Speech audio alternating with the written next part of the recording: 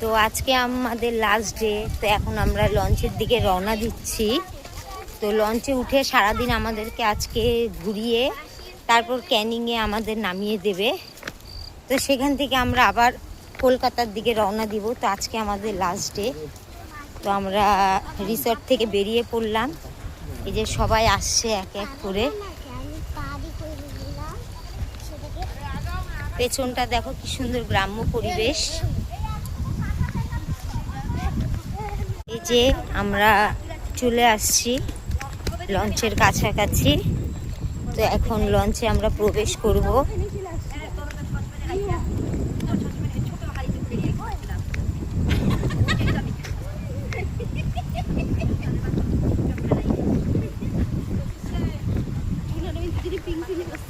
এই জল বাড়ছে, দেখ এদিকে জল আসছে রুম্পা,